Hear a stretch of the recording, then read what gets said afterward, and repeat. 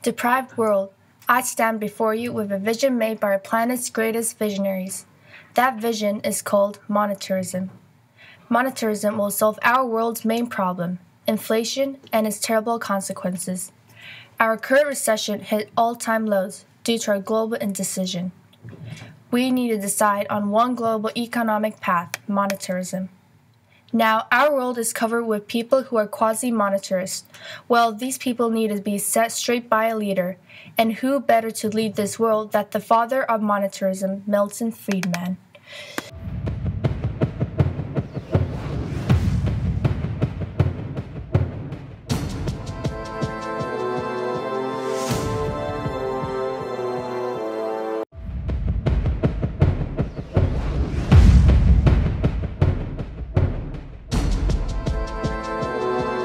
If you put the federal government in charge of the Sahara Desert, in 5 years there'd be a shortage of sand. With me there will be no shortage. The black market was a way of getting around government controls. It was a way of enabling the free market to work. It was a way of opening up, enabling people. I'm gonna solve this black market problem.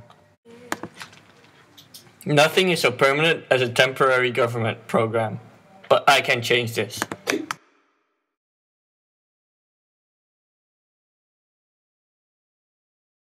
Hello people of the world, I am Milton Friedman and I sit before you with a proposal.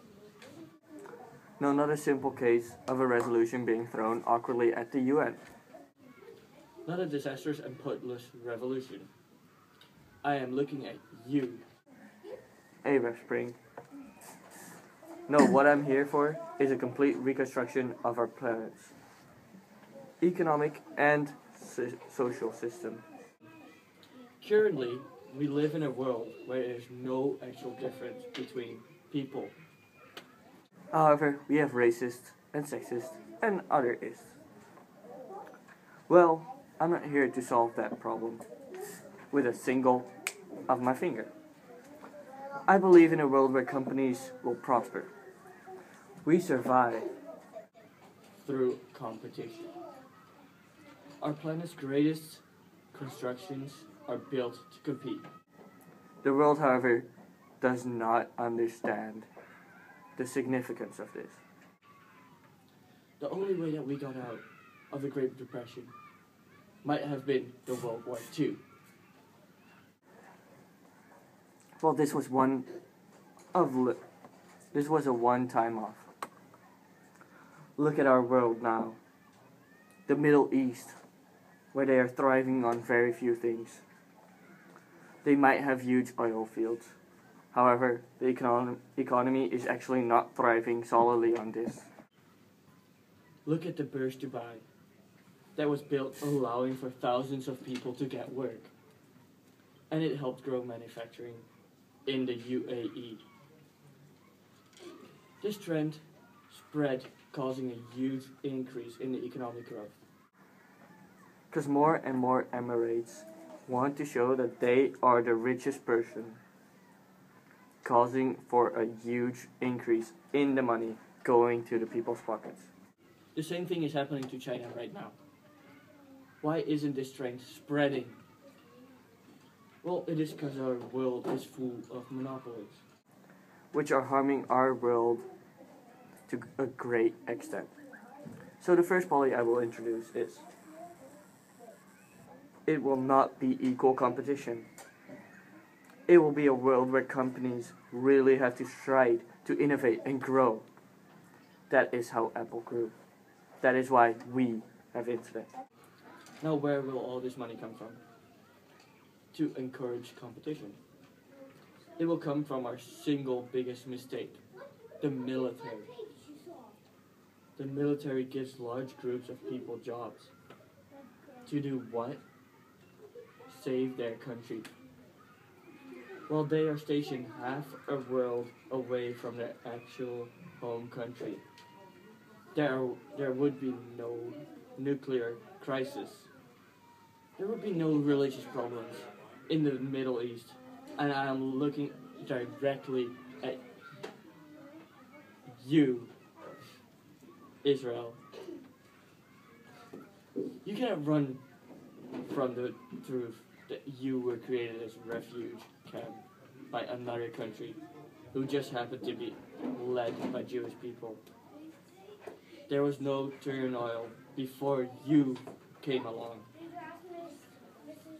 I'm not here to stop Iran, Russia, China, North Korea, etc.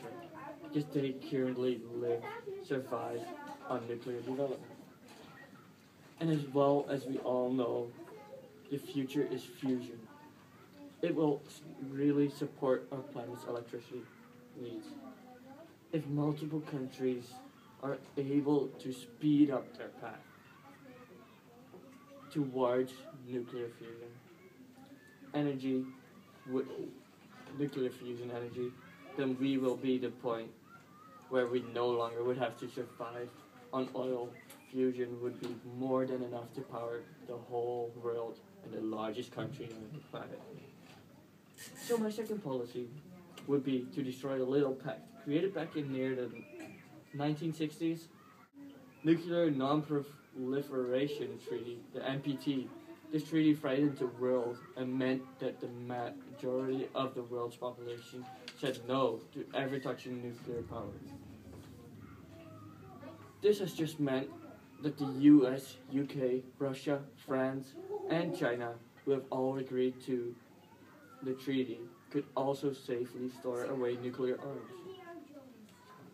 leading to countries pulling out of the treaty just to save themselves in case there's a nuclear war.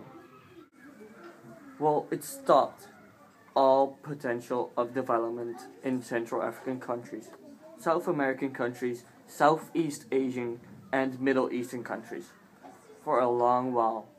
The reason North Korea and Iran are trying to develop nuclear power is such that they can potentially develop as a more technologically developed state.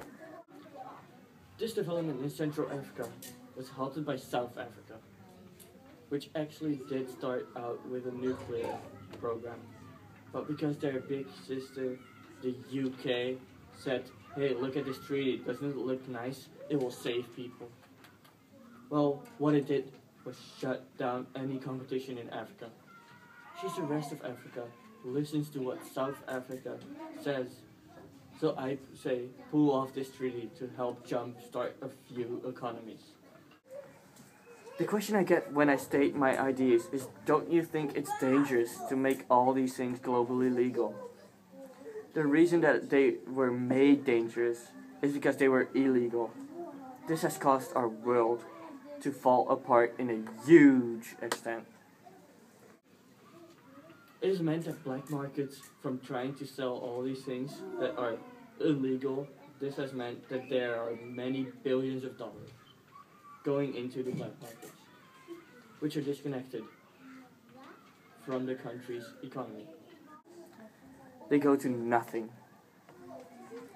So a longer-term goal is the global legalization of things which the global population sees as beneficial, or that me and my government feel necessary additions. Let me jump back a couple of years, the 1700s. Adam, you might be able to help me on this one. But wasn't the entire idea of going abroad and building up in other countries not only to smash competition, but to bring forward an age of freedom and justice? Well, they definitely destroyed all their potential competitions. It can even be seen in today's world with all the crisis in Africa and the Middle East. Well, let's try and bring back some of that competition such that the global economy will be able, prosper, and back on its feet. So vote for me, Milton Friedman, such that we may be able to save our planet in the future through monetarism.